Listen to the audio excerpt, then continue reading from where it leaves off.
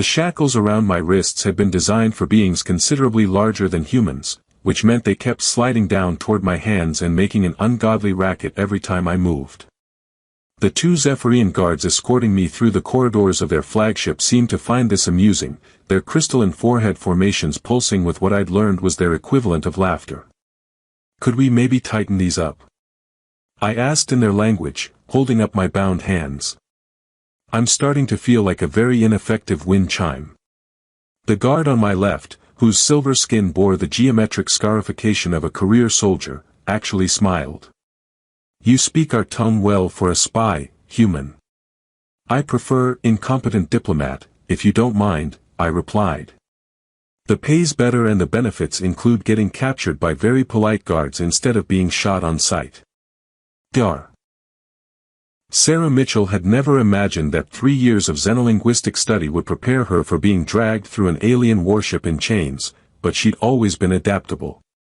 The Zephyrian vessel was a marvel of bioarchitectural engineering, its corridors flowing like living arteries through a structure that seemed to grow rather than being built. Bioluminescent panels provided gentle lighting that shifted in response to the emotional states of the ship's inhabitants, and Sarah noted with professional interest that her presence was causing them to flicker between curious blue and wary orange. The judgment chamber doors opened with a sound like singing crystal, revealing a space that took Sarah's breath away. The room was circular, its walls rising to a domed ceiling that displayed a real-time view of the stars beyond. Tiered seating surrounded a central platform where she was presumably meant to stand trial, and every seat was occupied by Zephyrian military officers whose scarified faces spoke of countless battles. At the highest tier sat the tribunal that would decide her fate. 5 figures in elaborate ceremonial armor, their crystalline formations blazing with authority and barely contained hostility. But it was the 6th figure that made Sarah's heart skip a beat. She was younger than the others, her silver skin unmarked by the ritual scarification of the military caste. Instead of armor, she wore flowing robes of deep purple that marked her as nobility, and her crystalline formations were more delicate, more beautiful than the harsh geometric patterns of the warriors. When she turned to look at Sarah, her eyes held an intelligence and compassion that seemed out of place in this chamber of judgment. State your name and purpose, human, demanded the central figure of the tribunal, a scarred veteran whose formations pulsed with angry red light. Sarah was forced to her knees by her guards, the chains making their now familiar clanking protest. Dr. Sarah Mitchell, xenolinguist and diplomatic attaché from the Colonial Federation. I was operating under the provisions of the neutral contact protocols when your forces intercepted my vessel. You were operating as a spy and saboteur, General Vextar snarled, rising from his seat. Your ship carried intelligence-gathering equipment and encrypted communications suggesting coordination with terrorist elements within our own territories. The equipment was for linguistic analysis, and the communications were part of an ongoing diplomatic initiative that had been approved by moderate factions within your government, Sarah replied, keeping her voice steady despite the hostile atmosphere. I have documentation proving my legitimate status as a peace envoy. It was then that she heard it, a sharp intake of breath from the young woman in purple robes. Sarah looked up and saw the noble's crystalline formations flaring with shock and what might have been hope. Their eyes met across the chamber, and Sarah felt a jolt of recognition that went beyond mere physical appearance. Impossible, the young woman whispered, but her voice carried clearly in the acoustically perfect chamber. General Vextar turned to look at her with obvious irritation. Princess Kithra, if you have something to contribute to these proceedings, please speak. The name hit Sarah like a physical blow. Kithra. Star Whisper. 3 years of encrypted communications, of careful diplomacy conducted through quantum channels, of growing friendship and mutual respect between two beings who had never met face to face. The voice she'd heard in dozens of audio messages, speaking of peace and understanding while war hawks on both sides demanded blood. Princess Kithra rose slowly from her seat, her movements carrying a grace that commanded attention from every being in the chamber. Her crystalline formations had shifted to a brilliant gold that Sarah had never seen before, pulsing with an intensity that seemed to make the very air vibrate. General Vextar, she said, her voice carrying an authority that made the scarred warrior step back, you will release this prisoner immediately. The chamber erupted in shocked murmurs, the bioluminescent panels flickering wildly as hundreds of Zephyrian emotional signatures spiked simultaneously. Sarah felt her heart hammering against her ribs as she realized that Kithra was about to blow both of their covers in the most public way possible. "Princess," Vextar said carefully, "this human is a spy and a terrorist. The evidence against her is overwhelming." "The evidence against her is fabricated," Kithra replied, stepping down from her tier with movements that seemed to flow like liquid mercury. "Dr. Sarah Mitchell is not a spy, General. She is my diplomatic correspondent, and she is under my personal protection." The silence that followed was so complete that Sarah could hear her own heartbeat echoing off the crystalline walls. She watched as every formation in the room shifted to deep purple, the Zephyrian color of absolute shock, and knew that both their worlds had just changed forever. "Your correspondent?" Vextar's voice was barely controlled. "Princess, surely you cannot mean." "I mean exactly what I said," Kithra cut him off, now standing directly beside Sarah's kneeling form. "For 3 years, this woman and I have worked in secret to establish diplomatic channels between our species. Every prevented attack, every prisoner exchange, every small step toward peace has been the result of our collaboration. She is here not as a spy, but as my invited guest." Sarah looked up at the woman she'd known only as Star Whisper, seeing her face for the first time but recognizing the fierce intelligence that had shaped their countless conversations. "Hello, Kithra," she said softly in Zephyrian. "I guess we're not keeping secrets anymore." The princess smiled, and her formations blazed with golden light that filled the entire chamber. "Hello, Athsong. I think it's time we talked." The aftermath of Kithra's declaration felt like standing in the eye of a storm made of crystalline lightning and barely contained political fury. Sarah found herself in the princess's private chambers, the shackles finally removed, while outside she could hear the sound of heated arguments echoing through the ship's corridors. "Well," Sarah said, flexing her wrists and trying to massage feeling back into her hands, "that went about as well as I expected. By which I mean it was a complete disaster." Kithra moved to a wall panel that responded to her touch by producing 2 cups of steaming liquid that smelled like cinnamon and starlight. "I've been preparing for this moment for months, Sarah. The disaster was always going to happen, the only question was whether we'd be ready for it." "Ready for what, exactly?" "A civil war." Sarah accepted the cup gratefully, noting that it was perfectly sized for human hands.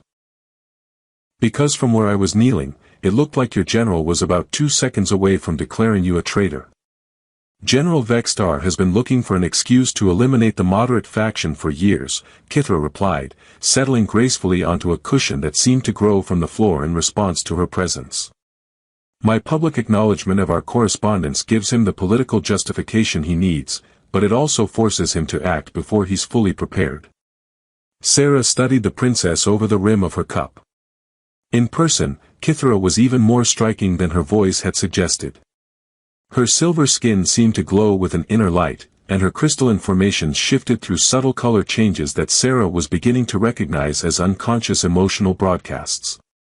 Right now they were cycling between determination gold and worry blue. "You're playing a very dangerous game," Sarah observed. "If this goes wrong, you could lose everything." "If I do nothing, we lose everything anyway," Kithra countered. "The war hawks on both sides are pushing us toward total conflict. Your capture was meant to be the final provocation, proof that humans can't be trusted, justification for a preemptive strike against your colonies." Sarah felt a chill that had nothing to do with the ship's environmental systems. "How preemptive are we talking?" "Vextar has been advocating for the complete sterilization of human space," Kithra said quietly. "He believes that your species represents an existential threat to Zephyrian expansion. The fact that you've achieved interstellar flight in such a short time terrifies the conservative factions." "And here I thought they just didn't like our music," Sarah muttered, then immediately felt guilty for making jokes when they were discussing genocide. "I'm sorry, humor is how I cope with stress. Usually my stress doesn't involve the potential extinction of my species." Kithra's formations flickered with what Sarah had learned was amusement. Actually, our intelligence reports suggest that human music is considered quite pleasant by most Zephyrians. It's your coffee that we find disturbing. Our coffee? Sarah blinked. What's wrong with coffee? It's a mild psychoactive stimulant that you consume recreationally and seem to be addicted to. From our perspective, your entire civilization runs on drug addiction. Sarah stared at her for a moment, then burst into laughter. Oh God, we're going to war because you think we're all caffeine junkies. It's more complex than that, but the coffee issue does come up in military briefings with surprising frequency, Kithra admitted, her own formations now cycling through definite amusement patterns. Their conversation was interrupted by a soft chime that indicated an incoming communication. Kithra touched a wall panel, and a three-dimensional image of an elderly Zephyrian appeared in the center of the room. His formations were deep purple with stress, and his scarification marked him as high nobility. Princess, he said without preamble, the Council of Nobles is demanding an emergency session. General Vextar is claiming that you've been compromised by human psychological warfare techniques. Lord Tyson, Kithra replied formally, please inform the Council that I will address their concerns at the scheduled session tomorrow. Until then, Dr. Mitchell remains under my protection as a diplomatic guest. Kithra, the nobleman said, his tone shifting to something more paternal, you know I support the peace initiatives, but this is moving too fast. Vextar has already contacted the Emperor. If you can't provide proof of Dr. Mitchell's legitimate diplomatic status, I can provide 3 years of documentation, Kithra interrupted. Every communication, every negotiation, every prevented incident. The record will show that Dr. Mitchell has done more to preserve Zephyrian lives than half our military commanders. After the communication ended, Sarah found herself staring at the princess with new understanding. You've been building a case this whole time. Every message, every exchange, you were creating a paper trail. I learned early that in politics, documentation is armor, Kithra replied. But it won't be enough if Vextar moves against us directly. He commands too much loyalty among the military castes. Sarah set down her cup and leaned forward. Then we need to change the game entirely. What if instead of defending our correspondence, we use it as the foundation for something bigger? What do you mean? Formal diplomatic relations. Not secret messages between friends, but an official alliance. Make me your diplomatic consort. Kithra's formations flared so brightly that Sarah had to squint. Sarah, do you understand what you're suggesting? A consort bond creates legal and emotional ties that are nearly impossible to break. It would make you part of the royal family, subject to Zephyrian law and custom. And if the bond fails or is rejected by the Emperor, then we die together instead of separately, Sarah finished. Kithra, I've spent 3 years getting to know you through our correspondence. You're brilliant, compassionate, and you genuinely care about preventing unnecessary bloodshed. If I have to trust someone with the fate of both our species, I can't think of anyone I'd rather it be.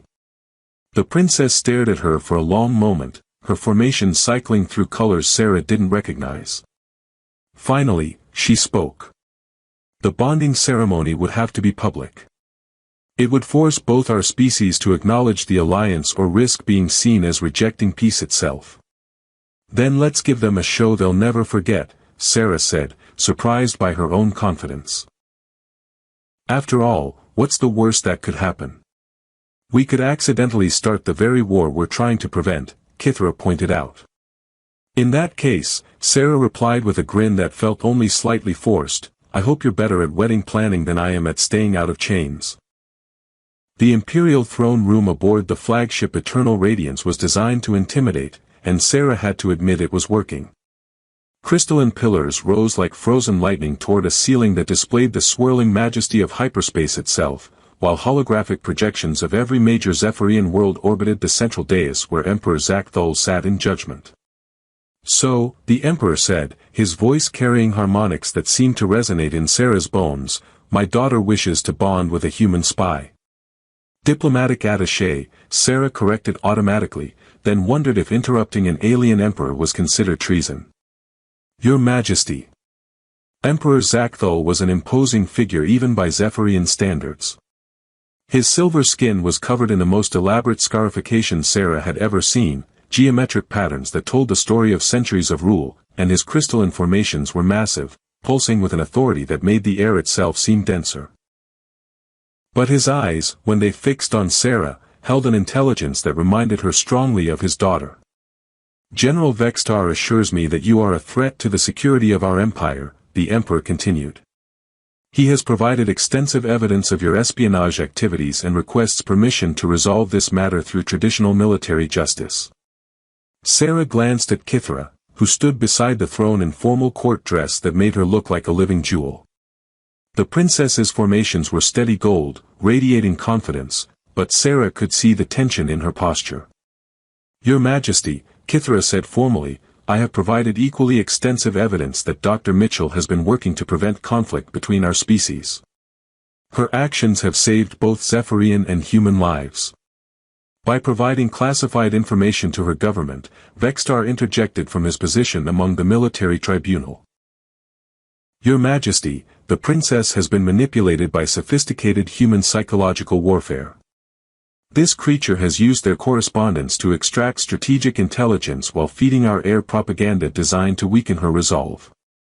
Sarah felt her temper flare. Psychological warfare. General, the closest I've come to mind control is trying to convince my research team that decaffeinated coffee isn't a crime against nature. If 3 years of discussing poetry and philosophy counts as espionage in your military, I'm surprised you haven't conquered the galaxy by accident. The Emperor's formations flickered with what might have been amusement. You find our security concerns entertaining, human. I find them understandable but misguided, Sarah replied, trying to project more confidence than she felt. Your Majesty, I've had access to Princess Kithra's personal communications for 3 years. If I were a spy, I would have learned about fleet movements, resource allocations, strategic weaknesses. Instead, I learned that she writes beautiful poetry about nebulae, worries about orphaned war refugees, and has a surprisingly extensive knowledge of human classical music. Information that could be used to manipulate her emotional responses, Vextar pressed. Or information that proves she's a person worth knowing, Sarah shot back.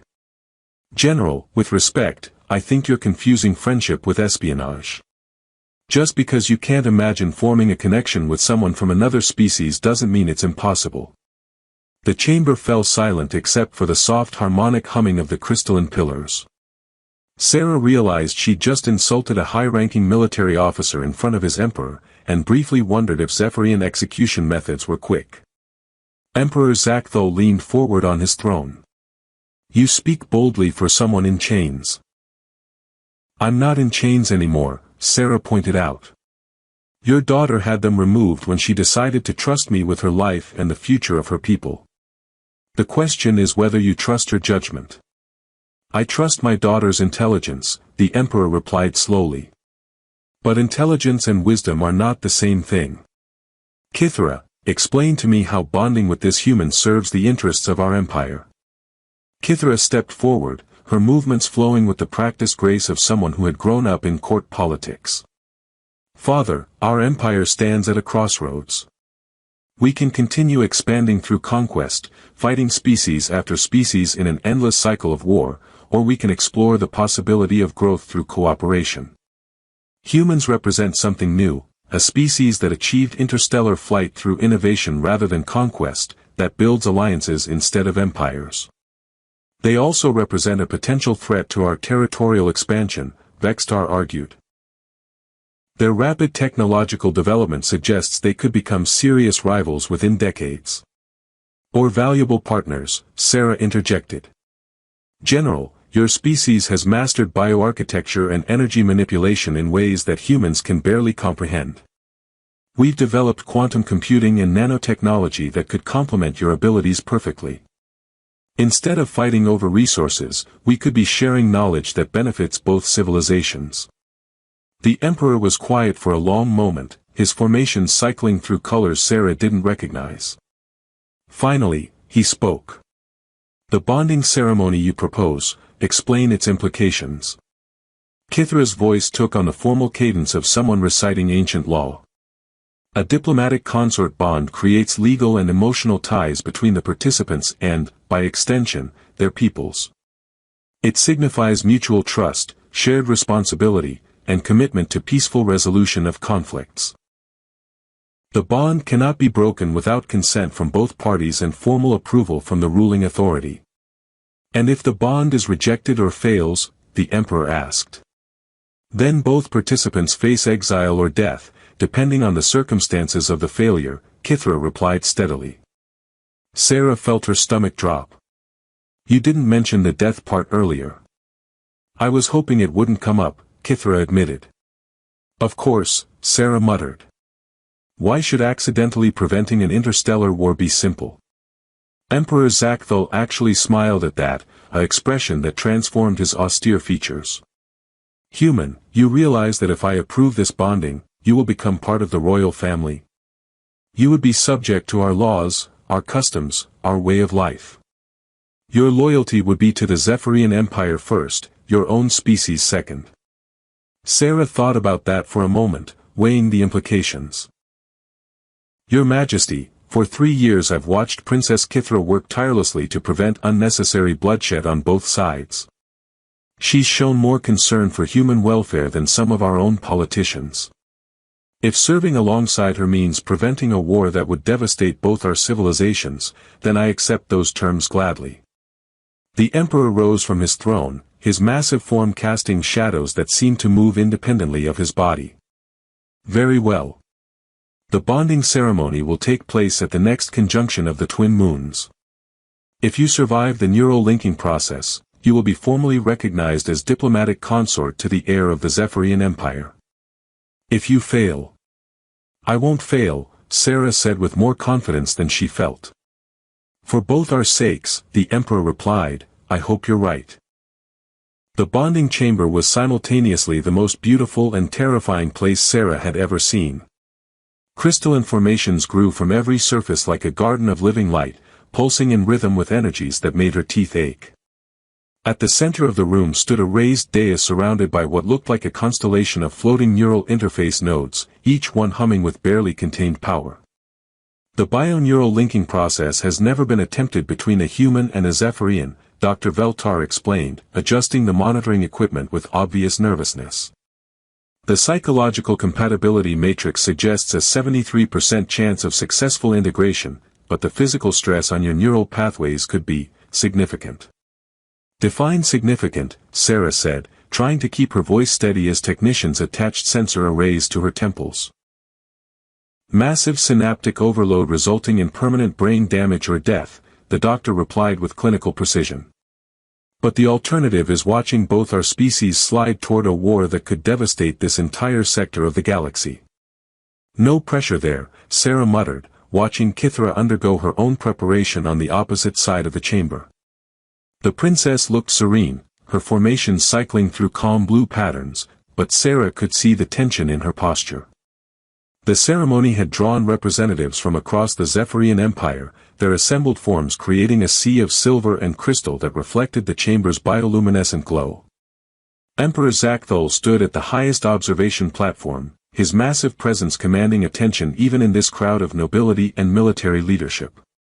Even General Vextar was present, his formations locked in skeptical purple. Sarah, Kithra called softly across the chamber. Remember what we discussed. Don't fight the connection.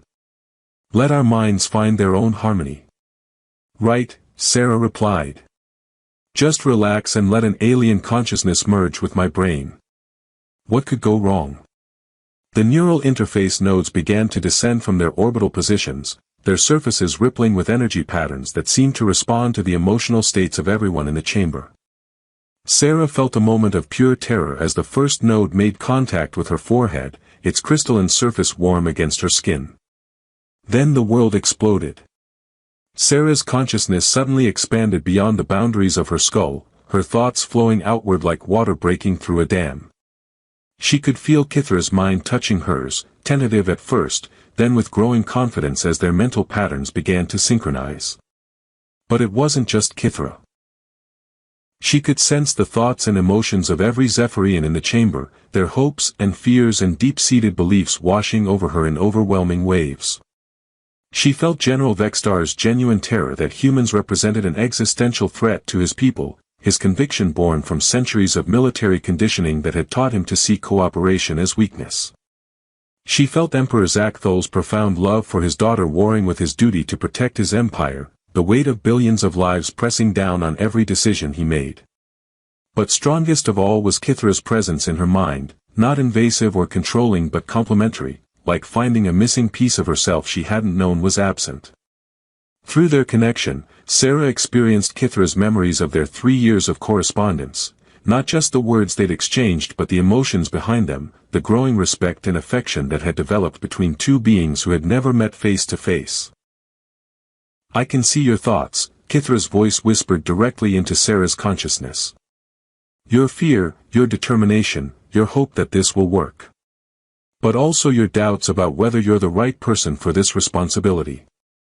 "I'm a xenolinguist," Sarah thought back. 3 days ago my biggest worry was whether I'd correctly translated a technical manual. Now I'm supposed to be a bridge between civilizations." "You've been bridging our civilizations for 3 years, Kithra replied. "Every message you sent, every crisis you helped defuse, every time you chose understanding over suspicion. The only thing that's changed is that now everyone else can see what you've been doing." The neural link deepened, and suddenly Sarah found herself experiencing Zephyrian history from the inside. The early wars of expansion, the gradual evolution from pure conquest to more sophisticated forms of diplomacy, the growing realization among progressive factions that endless war was ultimately unsustainable. She saw through Kithra's eyes the frustration of watching opportunities for peace slip away because of fear and mistrust on both sides. But she also shared her own memories with Kithra, humanity's chaotic but creative development, the way humans had learned to cooperate despite their differences, the stubborn optimism that had carried them to the stars. She showed Kithra the diversity of human culture, the art and music and literature that had emerged from a species that had somehow survived its own worst impulses. As their minds merged more completely, Sarah began to understand the deeper implications of what they were attempting. The bond wasn't just between two individuals, it was creating a permanent psychological bridge between the species themselves. Through their connection, humans and Zephyrians would be able to understand each other in ways that had never been possible before. The process reached its climax as the neural nodes pulsed with blinding intensity.